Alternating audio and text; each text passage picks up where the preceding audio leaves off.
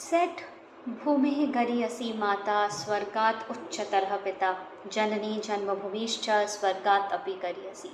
Meaning, your mother is higher than the land you eat from, your father is of the greatest position or stature than the paradise, and hence one's mother, which can also point at parents in general as mentioned in the first line of the saying, and the motherland are superior than the highest heavens that exist. Taken from the sayings of Ramayana, a part of this Sanskrit saying, that is, Janani Janmabhumishcha Swargatapi Karyasi, has been used time and again by various Asian countries like India and Nepal to promote patriotism. This saying not only highlights the importance of positive mindset and high regard for the motherland, but also seeks to promote the respect that parents deserve and the positions they hold in our lives. Such sayings, written testaments and messages spread through word of mouth or stories from one generation to the other guide our lives even when we are not consciously aware of it. This forms a part of the culture that we belong to, which shapes our beliefs, our behaviors, and affects our day-to-day functioning in not only our personal systems but also in our interpersonal settings during our interactions with other fellow human beings in the community or say in general the rest of the world. While talking about important issues that surround the 21st century, we often overlook the subject of loss of touch with our own cultures, which in turn we can say makes us alienated from the community and breaks the chain of information to our future generations. So when we are talking about sustainability, and when sustainability is the need of the hour, understanding that sustenance in terms of saving and propagating our culture for the future generations to understand where they come from is an important aspect as well. Before we move forward into this issue of understanding why we are losing our culture and how we are losing our culture, is it relevant or not, defining culture becomes vital. According to the Cambridge Dictionary, it refers to the way of life of a particular group of people, especially as shown in their ordinary behavior and habits, attitude towards each other, and we can say their moral and religious practices. Well, in my opinion, and as we study in psychology as well, there is a culture of every system that we are a part of, right? The culture of the organization that we work for, say, or the culture of the state we are born in.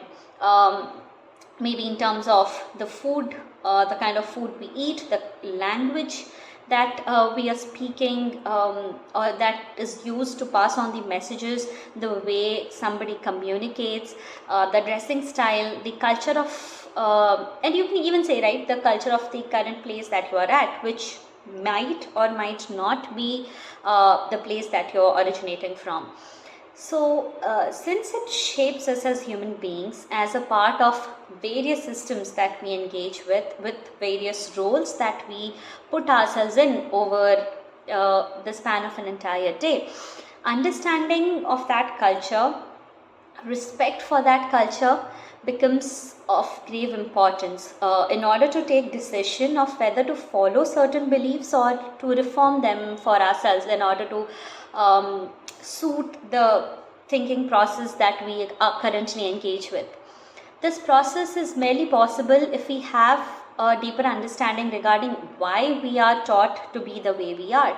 Why is it that, talking about the Indian culture, why is it that we are asked to touch the feet of elders, or say why we are asked to, sit in a particular posture while eating, or why we are, why is it that we have different kind of festivals to be celebrated? What is the importance of each festival? What does it promote? All of these things form a very vital part of who we are as people, and if we really need to follow these suggestions, these advices or not, are something that can be understood or can be, decided upon if we understand what exactly is the root cause or the root philosophy behind the same thing.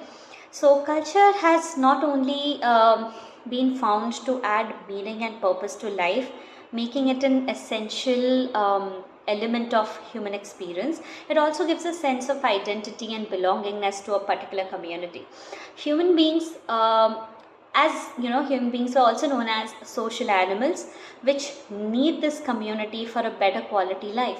And this has been proven by various experiments that states that a strong community support is not only something that provides a safety net for individuals to fall back on, but the ones who believed that they had a stronger base in the community as a whole have been seen to have more self-esteem, and they more confidently pursue their own life goals. Following this, research has also shown that loss of cultural identity and cultural bereavement in migrants are one of the major factors of increasing risk to mental illness among the groups. Well, is there actually a loss of culture or that we are experiencing currently, or is it just some illusionary belief that is talked about randomly, or is just circulated upon through WhatsApp forwards? But I tried to see the other side, with beliefs like people respect their culture and their community, and that there are festivals being celebrated across communities with the same enthusiasm like it used to be earlier. Well, I won't deny that it exists for sure. Not every community has lost touch with their culture. Not every individual is unaware of the say specialities and the huge amount of knowledge that their culture preserves within itself. But what I'm talking about is that the majority of the cultures are endangered, which really need to be protected, to be understood, so that we can pass them on to the next generations. According to a 2019 article and UNESCO reports that followed, around 40% of the estimated 7,000 languages around the world are endangered, most of which are indigenous languages.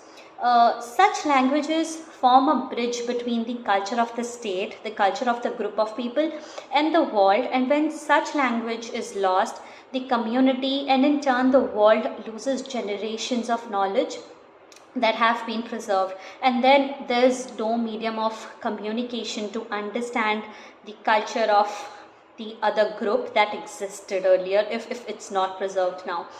According to the World Encyclopedia article and GNF's report, there are an estimated 15,000 cultures that's remaining on Earth, many doomed or significantly threatened by erosion of cultural integrity, among the other reasons.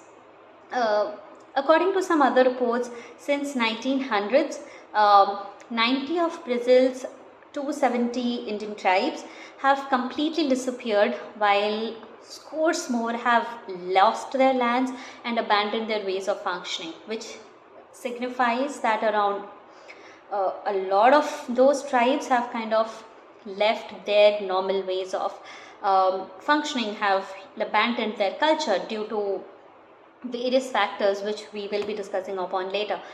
More than 2/3 of the remaining tribes of those populations have fewer than 1,000 of people left, right? So this is something that we've talked about in this arena of the entire world, which shows that there is a loss of cultures, you say in the entire arena. But at the same time, being an Indian, I would like to give some of the examples from my own life. For example, this year around, there's this festival called Roja in Odia, since I am from Odisha. It's not, this year around it was not celebrated with that great enthusiasm, and I have kind of been observing it since the last 5-6 years, that the enthusiasm that I used to celebrate it as a child, that has somehow, that entire environment that pushes you to celebrate, that entire environment that helps you join in the fun together, that is kind of lost. And that's just one example. There are multiple festivals which have totally lost their significance, and it's just a normal holiday henceforth, and there's not really that great energy and enthusiasm around it. So what could be some of the reasons for this loss? One of the reasons, as stated in a study which was done in southern Africa, it is found a positive correlation between social forces such as colonization and westernization and the erosion of cultural values. One of the other reasons could be globalization and migration, which leaves the second and third generation non-natives in a mix of multiple cultures, hence resulting in confusion regarding self-identity, which can lead to questioning why we are the way we are, what have we come from, what is our origin, so on and so forth, leading to a lot of confusion, and hence there is a less self-esteem that has been seen in people across different cultures. I am not really here trying to state that being influenced by other cultures is not beneficial or that we should not be learning about other cultures. I am definitely for the motion that we should respect the diversity and everybody's cultures, and that we should embrace all the cultures. But the influence resulting in loss of our own cultural identity can be problematic, which needs to be catered to. I believe that understanding of culture and practice of the same brings the community together, and at the same time a strong community brings about positive sustainability of the culture of the state. And these three, when you talk about the culture, the community, are interrelated, and they are the way one functions affects the other, and at the same time both of them form an essential part of the human being and the sustenance of the human being well-being, say, because one part of it is definitely related to the cultural identities, the self-esteems, the self-identity that the person has, and understanding of the heritage that they belong to. And I believe once both culture and community have become strengthened, then people of any age can, with an understanding of their own cultures, can push for change to, say, national culture, their local cultures, subcultures, superculture, and global culture. Hence, some of the ways we think we could be spending time, we could be spending more time to understand our culture. One of the ways could be, engaging in conversation with the younger generation and the older generation to talk about our roots, where we come from, what is our origination, about the cultures that we belong to, why the cultures have emerged to be the way they are, trying to celebrate small cultural festivals maybe at our own homes, and inviting our neighbors, which was definitely suggested by one of my mentors. So she mentioned that since charity begins at home, we say, right? So if we start celebrating the small festivals in our own homes, and then we try to invite the others in, say, our neighborhood to celebrate it with us, it kind of brings together the entire community, and an entire community with a lot of cohesiveness and strength is a power which nobody can fight with. And it has been seen over the years that if an entire community engaged in one particular task together, then nothing is impossible. Say, for example, the Chico movement, we have seen how the community together stood for one cause, and then they were able to achieve it. So I think it should definitely start with us, because if not us, then who would ever take care of such cultures? Because I believe we are at a place, especially the people of my generation, or say the youngsters of today's generation, we are at a place where we have access to both the sides of, understanding both the sides of generations. So we can definitely take an advantage of the same, and try to do something for our own cultures, and at the same time for the cultures of everybody else around us, because why not? Every culture matters, and we should understand and respect each culture, and hence culture, community can together bring up a better developed human being. That's all from my side. Thank you.